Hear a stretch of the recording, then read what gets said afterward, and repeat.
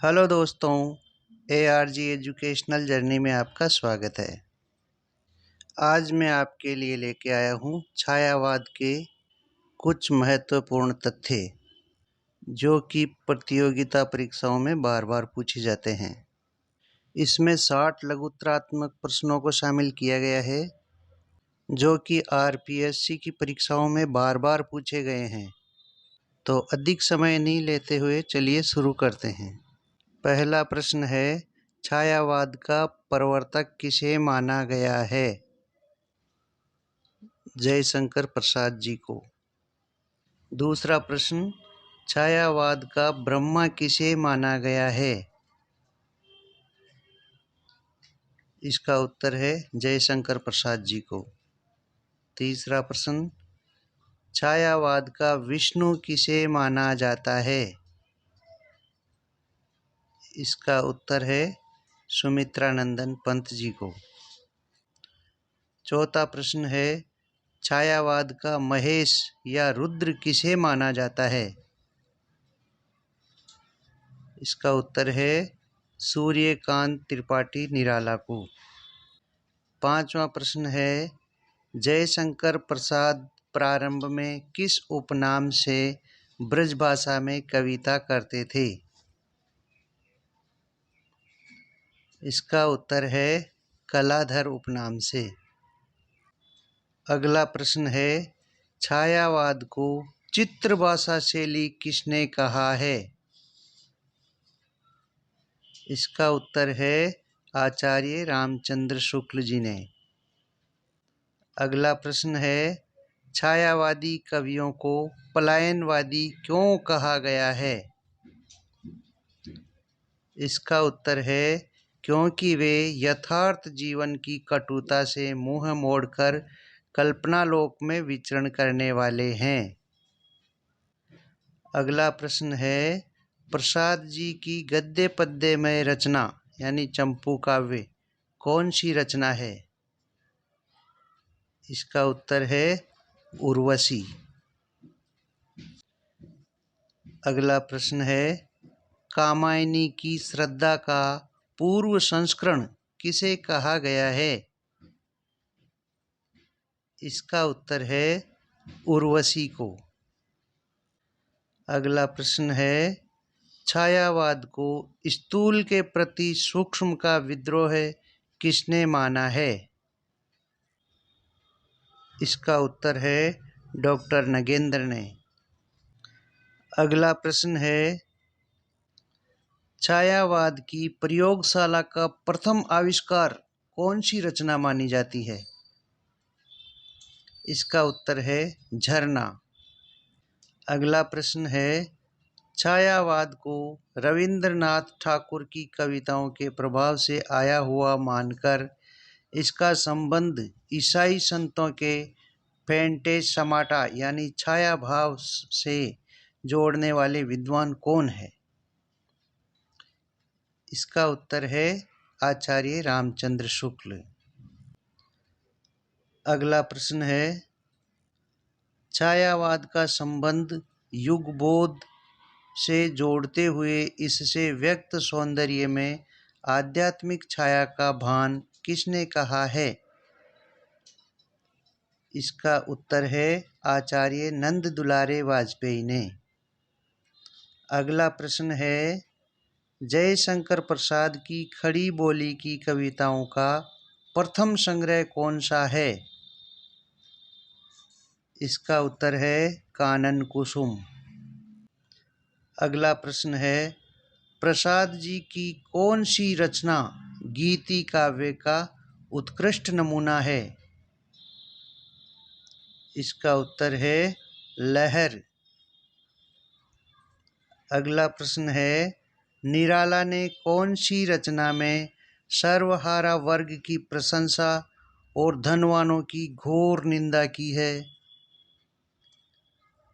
इसका उत्तर है कुकुरमुत्ता में। अगला प्रश्न है, हिंदी में मुक्त छंद का प्रवर्तक किसे माना जाता है? इसका उत्तर है निराला जी को।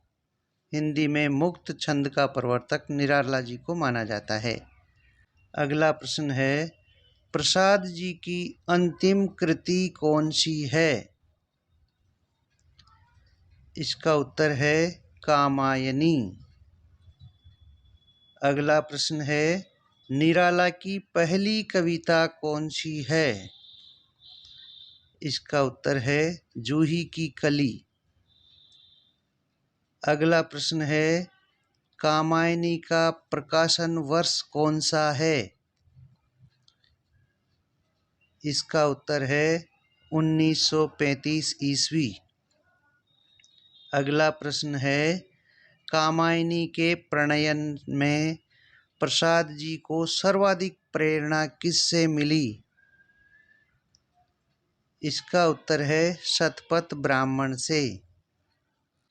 अगला प्रश्न है, भारतीय आनंदवाद का साकार रूप किस रचना को कहा गया है? इसका उत्तर है कामायनी को। अगला प्रश्न है, निराला जी ने कौन से पत्रों का संपादन किया था? इसका उत्तर है मतवाला और समन्वय का। अगला प्रश्न है, हिंदी संसार का सर्वाधिक प्रसिद्ध शोक गीत किसे माना जाता है? इसका उत्तर है सरोज स्मृति को। अगला प्रश्न है, सुमित्रा नंदन पंत की पहली कविता कौन सी है? इसका उत्तर है गिरजे का घंटा। अगला प्रश्न है, पंत जी का अंतिम छायावादी काव्य संग्रह कौन सा है? इसका उत्तर है गुंजन। अगला प्रश्न है, महादेवी वर्मा का प्रथम काव्य संकलन कौन सा है? इसका उत्तर है निहार। अगला प्रश्न है, प्रकृति का सुकुमार कवि किसे कहा जाता है? इसका उत्तर है सुमित्रा नंदन पंत को। अगला प्रश्न है, सुमित्रा नंदन पंत का अंतिम काव्य कौन सा है? इसका उत्तर है लोकायतन। अगला प्रश्न है, सुमित्रा नंदन पंत की प्रथम छायावादी रचना कौन सी है? इसका उत्तर है उच्छ्वास। अगला प्रश्न है, पंत जी को सोवियत लैंड पुरस्कार किस रचना पर मिला?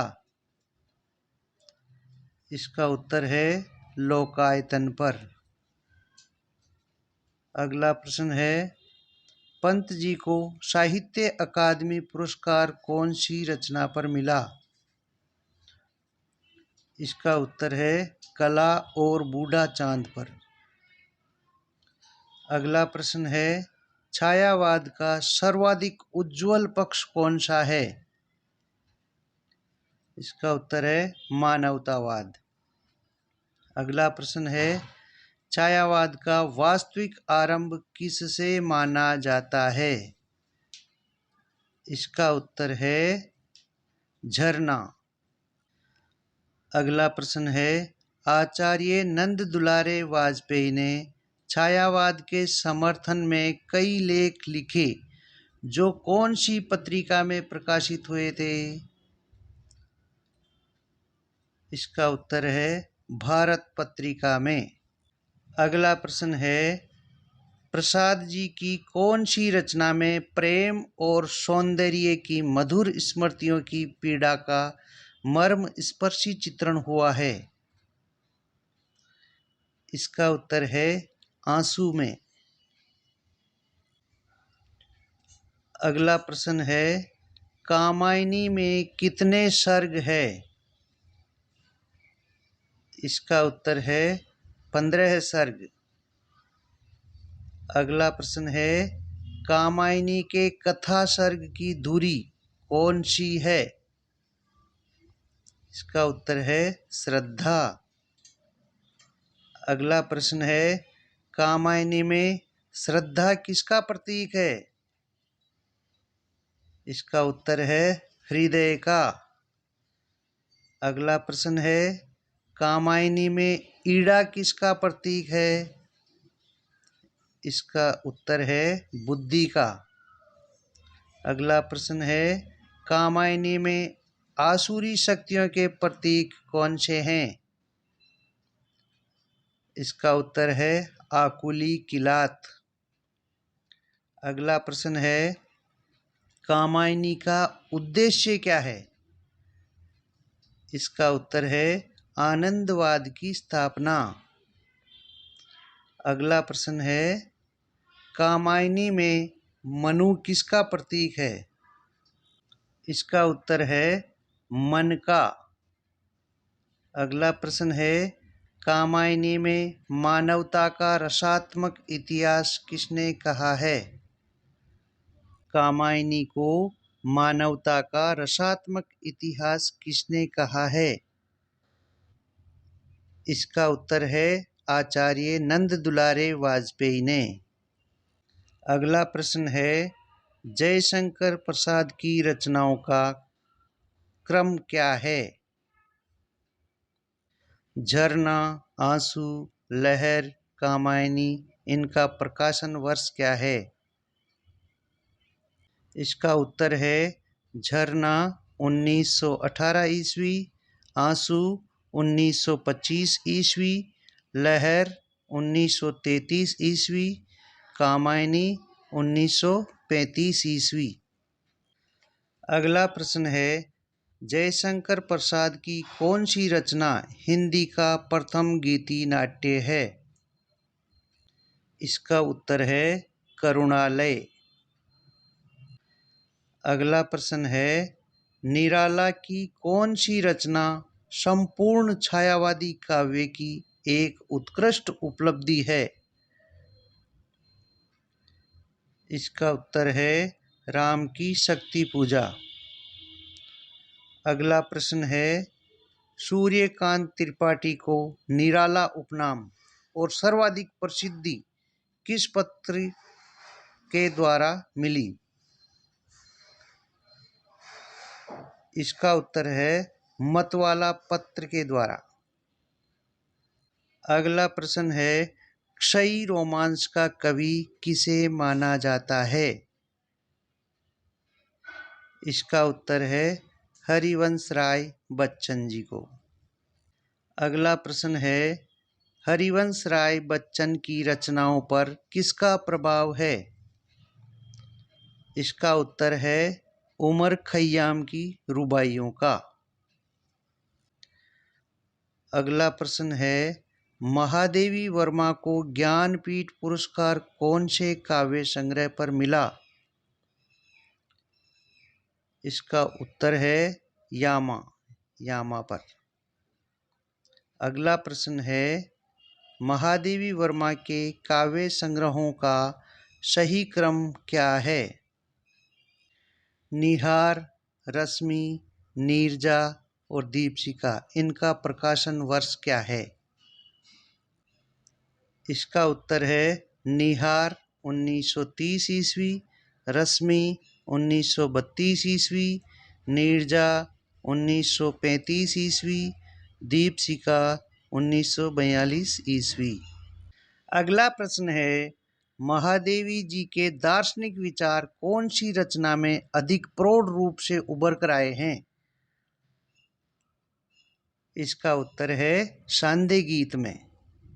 अगला प्रश्न है, कौन सी रचना में छायावादी प्रवृत्ति का अंत और प्रगतिवाद का उदय मिलता है? इसका उत्तर है युगांत में। अगला प्रश्न है, कौन से कवि को छायावाद, प्रगतिवाद और प्रयोगवाद तीनों काव्य आंदोलनों का पथ प्रदर्शक माना जाता है? इसका उत्तर है सूर्यकांत त्रिपाठी निराला को। अगला प्रश्न है, पंत जी को कौन से काव्य संग्रह के लिए ज्ञानपीठ पुरस्कार मिला था? इसका उत्तर है चिदंबरा के लिए। अगला प्रश्न है, पंत तथा बच्चन द्वारा रचित सहयोगी रचना कौन सी है? इसका उत्तर है खादी के फूल। अगला प्रश्न है, पंत जी की कौन सी रचना में गांधी और मार्क्स का प्रभाव स्पष्ट रूप से परिलक्षित होता है?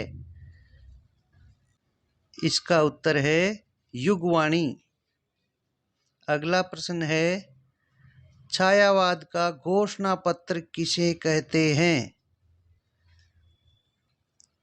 इसका उत्तर है पल्लव की भूमिका को। अगला प्रश्न है, प्रकृति की चित्रशाला किसे कहा गया है? इसका उत्तर है पल्लव को। तो दोस्तों, आज का वीडियो यहीं समाप्त होता है। अगर आपको इस वीडियो की विषय सामग्री अच्छी लगी हुई हो तो इसे लाइक करें, अपने दोस्तों के साथ शेयर करें और इस चैनल को सब्सक्राइब करें। मिलते हैं अगले वीडियो में, तब तक के लिए नमस्कार।